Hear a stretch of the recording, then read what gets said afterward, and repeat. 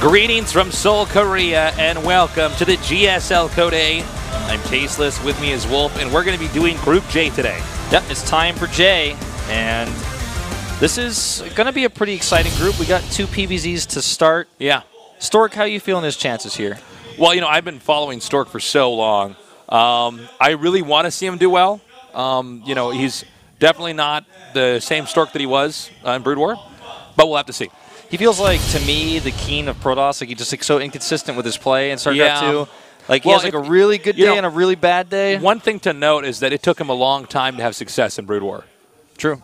He was not somebody who was, you know, right out of the gates doing very well. So, I mean, that's something to keep in mind as well. It might take him a while to blossom here in StarCraft 2. Yeah, that could be the case. I guess we just have to kind of be patient, take a look and see. I mean, his StarCraft 2 career has just only begun, and he had a rocky start. He seemed to be getting better and better. And it's just that every now and then he has this game where I'm like, this is not the Stork that I saw last week. You know, what happened in this week? Are you just having an off day? Are you nervous? Or then he has these moments of brilliance as well. So yeah, it's pretty wild.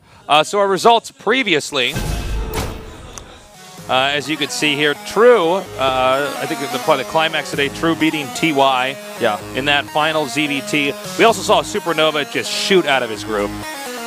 Incredible play out of Supernova, using multiple different types of styles. His Terran versus TY was a great one to go back and watch, too. I'd recommend that, especially because we don't have so many TVTs these days. So just get a taste of a different matchup that you guys might not remember very well. And, of course, we're going into Group J right now. Not only do we have Stork in this group, but he's going up against Pet. And our first one, we have Squirtle, the water Pokemon, up against Action from KT Rolster. Yeah, I'm really excited to see how Stork's going to perform today. Pet, Squirtle, Action, all very solid players. Squirtle has been around for a long time. He's the veteran here of this group. Yep. Pet has been around just as long, but he never had any results. Like, he was always playing the qualifiers. You know, he was on the ladder all the time. Big ladder player for ZenX. And then once ZenX merged with StarTale, he had an opportunity. Action is somebody who, you know, I never really followed that closely in Brood War, but Artosis tells me so many good things about how hard he worked. So apparently he's got a great work ethic, and maybe that's why he's suddenly having some success here in StarCraft 2. We'll have to wait and see. That's an important thing to note is, you know, it does take a long time for some people to, you know, become the best. Some of these guys, the game comes out, everything clicks, but then they don't stay around forever. Other guys, they stick with it, they work hard for years, and their hard work does pay off. Yeah, definitely true. And sometimes when your work starts paying off on the ladder or in Team House games, sometimes it takes even longer for that to show in televised matches because it's a totally different beast playing on air in a best-of series. Yeah, absolutely. Some of these newer guys, they right off the bat, they're on TV. Their opponents are just as nervous as they are. Right. And from there, it normalizes in their mind, I guess you could say, to where they're like, okay, I'm comfortable, I can do this. You know, I've had, you know, a dozen games or sometimes 2 dozen or more here, you know, in the booth on TV. And yeah, some of these guys that finally have gotten the skill to where they need to be are not quite in shape to then play on TV. So sometimes it takes them even longer. You know, I would say in this matchup, newer StarCraft fans, like StarCraft 2, you know, fans who never really followed StarCraft 1 would favor Pet here. Like, they probably want him to win because he's this young guy they followed for a while. But he's up against a legend, probably somebody that Pet has watched in televised matches while he was growing up, you know, in StarCraft 1. I'm sure that he's actually an idol to him. You know, in some cases, he definitely respects him as a StarCraft 1 player more than anything else. And now he has to go up against him in a group to decide who's going to Code S. That's a funny and tough thing to have to go through as a young player. Well, it's just interesting. I mean, yeah, you're right. Here you are facing off against your idol. Can you kill your own idol? Somebody you aspired to be. Well, now it's time to get better even than him. Anyways, going on into our first best of 3, Pet versus Stork here in Group J of the GSL Code A. Starting things off on Frost to the top left in purple. He is. There's a ton of fans here for him. Pet. Yeah, big showing for him down here. Last time he played, he had a ton of people in the audience for him as well. I think most of them are ZenX members. But, and I should really say Next members because Zenith doesn't really exist anymore. Anyway, at the top right, a legend. Stork. And a lot of fans for him as well. Yeah, actually, it's not the largest crowd we've had, but it certainly is very vocal. Yeah. Pretty excited one. Excited group. Yeah, I recognize some of those guys, actually. I think those are Next members. Next is a clan in StarCraft 2 on the Korean server that's pretty big. and has been around since like the beta. A lot of that was even from Brood War, wasn't it? I don't know. I think it was. I know that Zenith had like a Brood War section, but the Nex and Zenith were the two biggest clans that never became teams officially until they merged with each other. And a lot of StarTale players are actually from that Nex clan. San was from Zenith. Even Byun, he used to use the ID Nex Excrement. Oh, right. He did use excrement. There's like a bunch of players like Balloon. I'm sure you guys have probably heard of him with his like little run he did. He's an old Nex player. Taja was on Nex. So it was a big clan I used to practice with a lot. Oh, don't hide. It's Busted. It's okay to love StarCraft. Don't be shy. You're never safe here in the GSL studio. Yep. We should just leave that camera on her the entire time. We shouldn't even cast these games. All right. See how long it takes her to actually show her face. So we have the probe now coming out here. And meanwhile, we're going to have the third base here taken for Pet. Before spawning pool? Yes. So super quick third. And Stork now going to head into the main here. And we'll notice that the pool is going to be very late. And there it is just now starting. And no gases have been taken. So even though he hasn't seen a third hatch, he knows for sure there's one up. Yeah. And notably it's at his third base, because otherwise it'd be at his natural. He's got a Nexus there, so he's pretty sure. And with the Nexus first against this type of build into Gateway, it's basically the best you can ask for as a Protoss, because he's going to have his economy and his tech up, and he doesn't have to worry about any Zerglings coming his way. So he doesn't need a forge, doesn't even need a wall. So he's got to be pretty happy with how things have gone, because now he can use that tech advantage to get Stargate units out really fast, for example, or maybe even do some early Warp Gate rush to try to damage that third base, punish it. So Stork's got to be feeling like, okay, that's annoying. You're going double hatch before pool. That's a really greedy opening, but I was also greedy. So well, the funny thing is, early on, Protoss is really the reactionary race when they're up against Zerg. I mean, Protoss is just in a big hurry to get their tech up. So we see that Stargate, by the way, starting now. And they want to get that tech up as quick as possible while still being able to survive anything Zerg is going to throw at them. Yeah, and with the Stargate, a quick Phoenix build could do a lot of damage here. Sure, certainly could.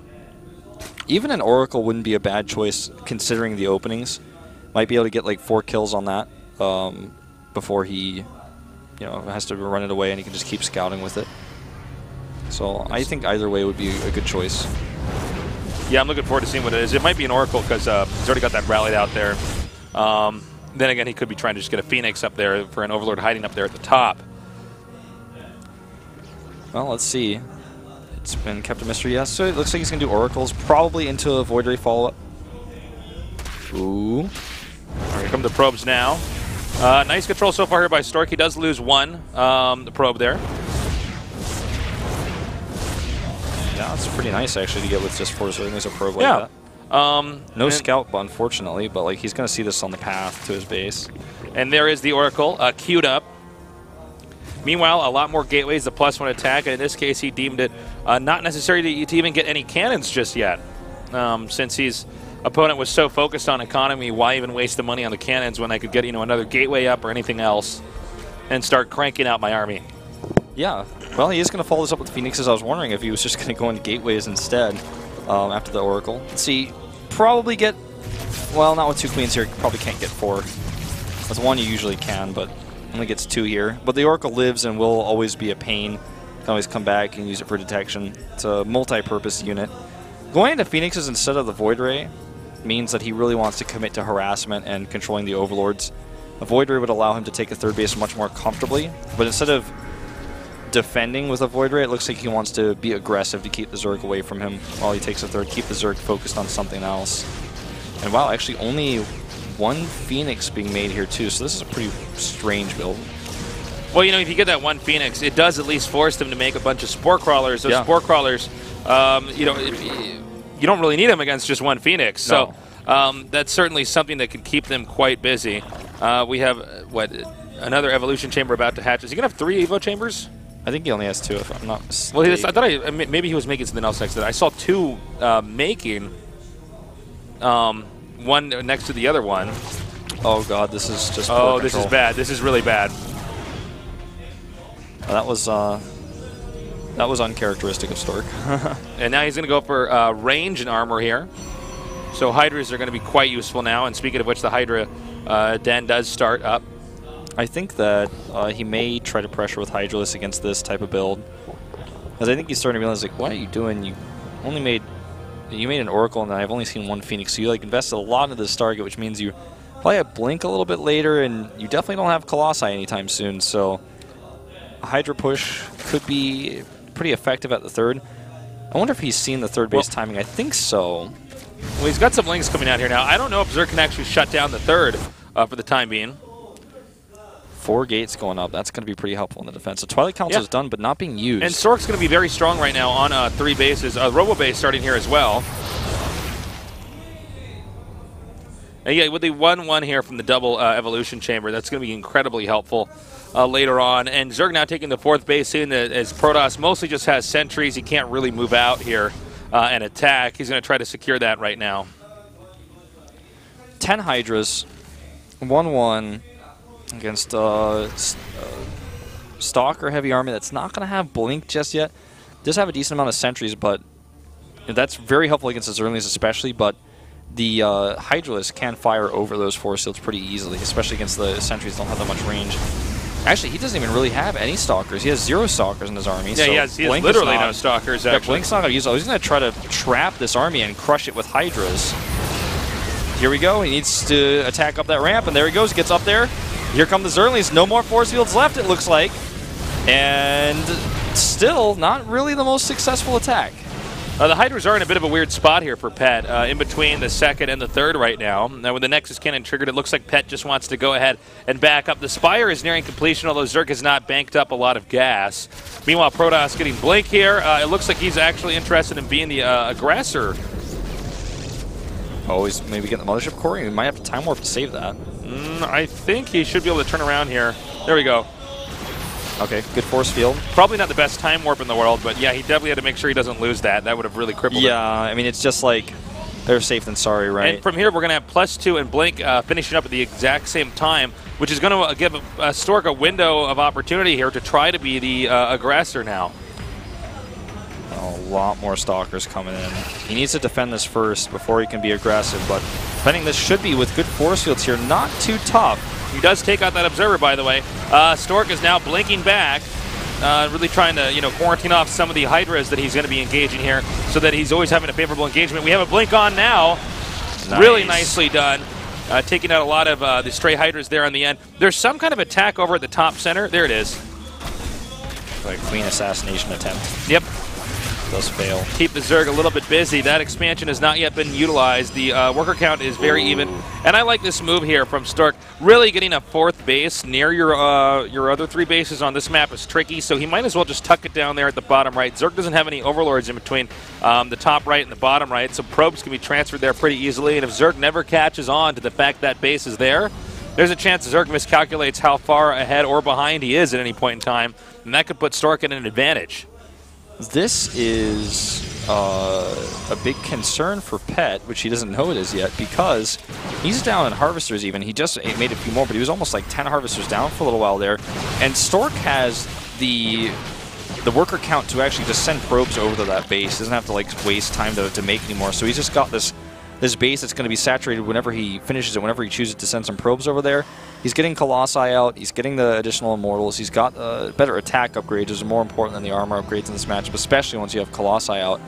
And I feel like Pet's going to struggle a little bit to get out of this composition that he's built. He doesn't have an Infestation Pit, he doesn't have, any means to transition out of this. He's going to need eventually Corruptors to help deal with those Colossi that are coming out. We'll see. I mean, he still has a big army, but I feel like with good micro and the upgrades that we have here for Stork, he can deal with it. Yeah, I mean, when you have this many Stalkers in Blink, I mean, it's if you blink right, you can definitely come out in a very good spot. We have the Zerg now going to have actually a pretty good area of surround here. This actually might cause a problem because there's not really as many convenient places to actually blink to. Yeah. And that's why you see him blinking so rapidly here, continuing to blink back, excuse me. Well, he's trying to, man, blink back, but there's not a lot of space here. I think there's just too many roaches here tearing through the front with the Hydras there in the back. Yeah, and he didn't have that Immortal firing at roaches the whole time. I mean, Pet is making this look easy and very straightforward. Well, he is going to survive, and that Colossus is about to pop out and do some extra damage. And that will trigger the Zerg to turn around here. Some Zealots warped into the front to soak up some damage so the Stalkers can drive back the rest of the Zerg army. See, he hesitated for a second before blinking forward. He wasn't really sure if he had enough. Okay, so Spire did finish. I must have missed that somehow, but he has now only 4 Corruptors on the way. There's going to be 2 Colossi, so he's going to need more than that. Well, he's going up to 7. 8. Yeah, that's what he needs, because just 4 is not going to cut it. That Phoenix is still alive. Just trying to, I guess, continue to check around here. The base at the bottom right is starting to get pretty saturated. And by the way, the Zerg base over here at the top is not being used that much. Yeah, he just doesn't have... He doesn't quite have the worker load to support it. Yeah. I'll always just go over there later, but I guess for now it's just going to be a production hatchery, a macro hatch. Well, he starts +3 again. He lost his forge in the previous engagement. So, you know, so many things going on. I saw it disappear off the production tab. I thought he'd finish, but I guess not. So, that's pretty hurtful, actually, because the Zerg is going to be at, like, 2-2-2. He has 2 for his Zerglings, 2 for his Hydras and Roaches, and, you know, of course, universally, the armor upgrade for +2. So, that's a pretty good situation upgrades-wise for the Zerg before Hive. Don't know if Stork's going to be effective pushing out here. By the way, he is getting +3, and DTs are going to be an option in about 2 minutes from now. Tearing up some creep. The thing is, he doesn't have to attack into the Zerg. And in Pet's mind, he's like, well, you're only on 3 bases. So exactly, exactly. So, that might be what costs Pet this game. Yeah. Oh, that's cool. He brings the mothership over there so that if it gets spotted, he can recall the probes away. Yeah, or even if it's just one attacking unit, he could use the... Oh, my God. Way too many lings here. He's got a bit too overzealous with those Stalkers. He's going to have to blink again. This gives the Corruptors an opportunity to dart in here and actually start picking off those Colossi. Great blink to the top. And he's got a lot of Zealots to buffer here, actually, Tasus. I think this might be fine. You know what? Actually, a really nice maneuver there by Stork. Still, the number of Protoss units was pretty low for a little bit there, but yeah, that engagement couldn't have gotten better. He blinked up to the top and shot down those Corruptors. And meanwhile, the Zealots were in the bottom. They engaged the Lings. The Colossi took out the Lings, and yeah, it was overall very well done there by Stork. I thought that was going to go much worse. Yeah, you know, even if he had the Mothership core over there, for example, he might have been able to like win that fight with a Time Warp. He was being a little bit safer otherwise at the south, but that was a great fight for him, all things considered. And still, Pet is stuck on this composition that's missing Vipers. He has to rebuild his Corruptors now because he lost a lot of those. Yeah, I mean, he's stuck with a kind of a late game mix, but not like the end game where you have a complete you know, unit tech tree. He's got the Corruptors, he's got the Hydras and the Roaches. It would have to be a very favorable engagement here for Pet as far as how the units meet and interact if he was going to win. It's just no matter how much you upgrade your Hydras against Colossi, if the Colossi get their shots off, it doesn't matter. Now here's what's funny. Protoss is now taking what the Zerg will assume is his 4th base and what we know to be the 5th base. Yes. But the timing of this 4th base, if I'm Zerg and I did not know about the bottom right, I would be assuming that clearly he's just barely out of minerals over at his 3rd base and mined out his 2nd. And therefore, you know, it is totally fine that he's expanding there because, as you can see, the Zerg is in fact taking his 5th and the only logical position for a Zerg to expand to, which would be the bottom center. All right, there's so many Colossi here. He has to blink his Stalkers back, which gives the Roaches a chance to fire at those Colossi. Is there enough damage out here for Stork? I think there's just enough damage here. With the Colossi dying, even if Zerg doesn't win this ground engagement, and they're not going to, he can reload his army, which he's doing very quickly. We just saw him shoot up to 175 supply now. 28 Roaches on the way, 8 more Hydras to buffer. There's double robotics, so he can make 2 Colossi or 2 Immortals all the time. Immortals will end up being the right choice right now since he's remaxing with Roaches. As you would expect, because he also has Sizestorm coming up, which is going to help deal with the Hydralisk, so he doesn't really need those Colossi anymore. And I think like Stork is just starting to realize, like, well, I mean, I guess I'm just not preparing for a late-game army. I'm preparing for this infinity mid-game army that you just keep throwing at me over and over and over again. Carapace is being researched for the Mutalisks, or rather the Corruptors. Could be for Mutalisks later, but probably not for a long time if we do end up seeing Mutalisks in this game. Okay, here comes a DT over here to the top. We've seen this, and this is a really nice move. This is one of the moves that can really allow the Zerg to just fall apart. Now, I really thought he was going to go for that expansion. He might send additional DTs over to that top expansion as this one attacks in over here. We see 4 more DTs are out now somewhere on the map. Here's one going up to the main now. Yeah, the other ones are running over to that 3rd base. Looks like he's going to try to distract him over here, then maybe snipe the hatch. Is that why he made that? Yep, that is exactly what he's doing, because the hatch is now being hit. He's hitting although we don't have a shot of it. Storm is now hitting those roaches as they back off. Yeah, the hatch looks like it's going to go down. DT still doing some damage up here. The hatch is dead. On the mini-map, you guys can see that. Oh, the drone almost killed that DT, not quite. There we go. The DT just took that out. Pet is kind of falling apart here a little bit. Well, this is all it takes. I mean, when the Zerg is this spread out, you have to have a lot of overseers. That's a lot of gas you might not want to spend. And so to hit them really hard like this, the odds of them having all their locations defended very well is pretty low. In fact, nice save here by Pet just to transfuse that Spore Crawler. Had he reacted a few seconds later, that would have been gone, and a lot of drones would have been picked off there as well. Well, I feel like Stork kind of has still this composition advantage over his opponent.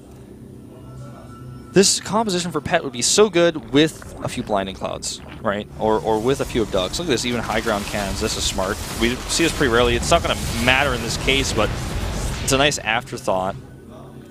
Storm is going to help wreck this army, along with 31 Blink Stalkers with +3. The armor's on the way for Archons later. Plus, you know, he's got the Immortals in there too that he's been building for quite some time. The economy is terrible for Pet right now. Look at his income compared to Stork's, 2,400 per minute to like almost 1,200. He's got half the economy of his opponent.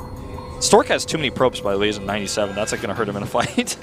Yeah, this is actually too many workers. That's like way too many workers for Protoss. I didn't even see that until now. I'm like, wait a minute. You definitely want StarCraft II less workers in that situation. Stork is a Brood War pro here.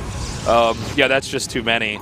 I mean, his economy explodes as a result, but like, it's not making lots of money, but he doesn't have the. Oh my God, the Templars! That was really bad. He lost too many Templars back there. All right, he morphs that into an Archon. He needs to storm some of his own probes. Yeah, he definitely has too many workers. Okay, so we have Brood Lords now being made here near the middle of the map. Okay, so he's finally switching into that late game composition, but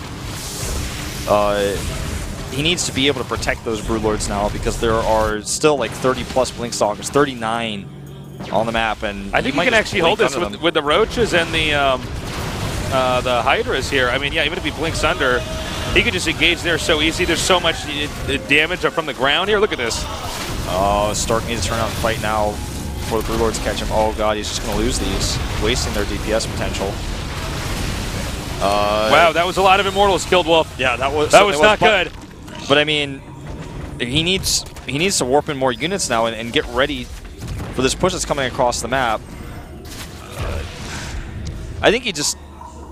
I don't blame Stork for not having like Void Rays out right now or any answer for these Brood Lords because... Or Tempest, you know, the more common contemporary answer, because he was just like, oh, I guess you're never going to go Hive, and then suddenly, finally, he does. Bam, yeah. With no other hint of Hive, by the way. Yeah. Just all of a sudden, Brood Lords are out. Exactly. And that's part of the weakness of Stork here, just not hallucination scouting repeatedly to check for this.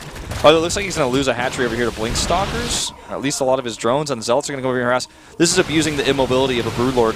Yeah, this is exactly what you want to do because the Brood Lord army is so strong you can't engage with, but you can go around it. Unfortunately, I mean, it's not that long of a trip for the Zerg army to go back and try to save this. Zealots now going for the hatchery, and they'll probably kill off everything else around here. But I think this is some fancy footwork here by Stork. He's definitely slowed down, you know, the economy here for Pet, while Pet does have this almost unbeatable army of Roaches, Hydras, and the Brood Lords above them. Yep. Picking it off. Well, +2 shields is actually coming up. That's going to be just an additional useful upgrade. Now, how many Brood Lords does he have left? How many did he lose? He has 3, so he's not. Actually doesn't have that many Brood Lords still. And Stork just has like these hidden bases that Pet is not considering, and that's really what's, I think, going to win him this game. Well, Stork's going to edge up here now. He's got to be careful with how he does this. I don't know if he should attack into this at all. Infestor there. I think Stork should actually back up, considering the expansion situation. Oh, well, this might be okay if he just runs up through here, as long as he goes up to the top right. All right, the Colossi need to do damage. There's a lot of storms over here, Tasis. Okay, he's blinking up right on top of those Brood Lords. They were not protected at that moment. Fungal does go down, but here are those Psy Storms hitting so beautiful Psy Storms. Absolutely wonderful Psy Storms there from Stork. I really got to say I'm impressed. Yep, and that is going to be the way the cookie crumbles here. Well, you know, it does look like he's still doing a pretty good job of pushing his opponent back, but I don't think Pet can replenish this right now. No. Stork did a really good job of outmaneuvering his opponent with expansions and really abusing him with DTs, the blink harass, everything. And yeah, it's a 59 supply to 162, and you can see the money is going up very slowly right now for Pet. This first game will be going to Stork. Stork checked expansions and harassed them while taking hidden expansions of his own. Pet did not check, did not harass, and he just tried to fight straight up with GG. Old comp too many times. Tasis. Yeah. You know, he's just attacking it with Roach Hydra, Roach Hydra, Roach Hydra, Hydra, and then suddenly he has Broodlords, but he doesn't have enough bank to keep protecting them. And especially against Storm and all the DT harass with that slow comp, maybe some more static defenses could have helped him, but it's expensive. He made some static defense. I would say that Stork played a much better game here, but Pet definitely had some more opportunities. That was a Brood War style expand there from Stork. Yeah. To take that other main like that. We saw that a lot more in Brood War. I'm surprised we don't see it more in StarCraft 2 because there are certain situations where, yeah, it is pretty hard to get a fourth up.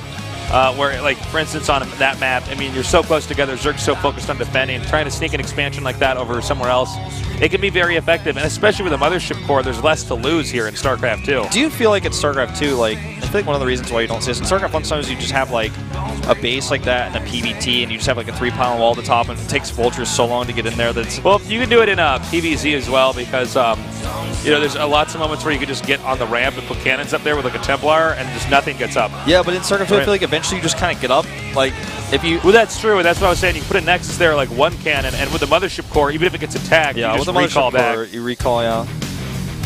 I guess it's more feasible than we see, especially with Heart of the Storm. I'm just surprised we don't see it as much.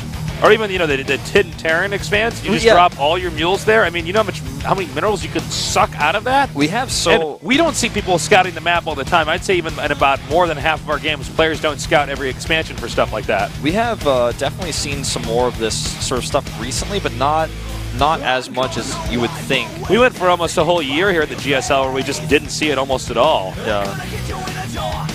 I remember when we saw MVP doing that Wings of Liberty, I'm like, okay, there we go. This is one of those strats that was more common in Brood War. Because even if it's spotted, it's still a hassle to try to get. Right. You can still intercept it. Anyways, the map that Pet has picked is Overgrowth. This is a almost always picked map, ZVP. Seems to be that Zerg players think it's really strong against Protoss. I think it's because the bases are not too far away from each other. So there's a comfortable leapfrog transition from base to base. The creep spread's not too tough to make. Stork looks like he's contemplating a hard decision. Pet actually just keeps having this smile on his face. Yeah, he's got a really good attitude coming into this. I think it's because he's got so many fans and friends here or something. I don't know exactly what it is. But well, that would make me happy. Yeah, I think it gives him some extra energy here. Well, I don't know what we're waiting on, actually. It looks like they're... Okay, no, the map is going to load up in a second here. Just took us a little bit longer than normal. Yep, countdown has started over there. I can see it on the other preview monitor. So game number 2 is about to start here. Remember, the winner of this series goes on to the winner's match, our third best of 3. And then we're going to find out who's going to be the first to go out of this group, Group J, escaping safely here. So the game's now loaded up. Let's get ready for Pet, our Zerg. Still a little bit new to televised StarCraft 2 against Stork, one of the old school Brood War badasses here in StarCraft 2. I'm Tasteless, with me is Wolf, and we just had the game crash. So yeah, game crashed over there. Game crashed. So we're going to redo it. I was doing my complex sounding board outro. So I'm like, all right, I'm just going to wait for that to load up. But you remind me of like the Street Fighter guy that's like, which one of these two players will rule the old Axiom today? Yes. Or what is it? You're like the guy in Soul Calibur who's like, a sword was once yeah. What does battle. he say? He's like, the soul still burns. All that Soul stuff. Calibur is a crazy... I played Soul Calibur 2, I think, the most, but like... I played 2 a lot. I played 1 a lot, too. It's just like this... You have like the guys like, this old sword was forged for a battle. And it like shows the battleground. Yeah. And then Siegfried comes out, he's like, yeah. He's like spinning it around. Yeah, you go to... But then also like before that, you know, the loading Killick screen... does that thing with his bow, and like bangs it on the ground. You know, in the loading screen, though, if you like press like X, Y, or square, like one of the characters will be like, "Bah," or something like that. So you're like there, and he's like, "Which one of these? The sword has been forged for this battle." Then like he goes like, "Ah!" Like in the screen, and you're like, "What? This is like this not really fit together you couldn't do that in the first Soul Calibur, though. That was only the second one, I think so. Game number 2 is starting up. Let's go. Here are the GSL Code A.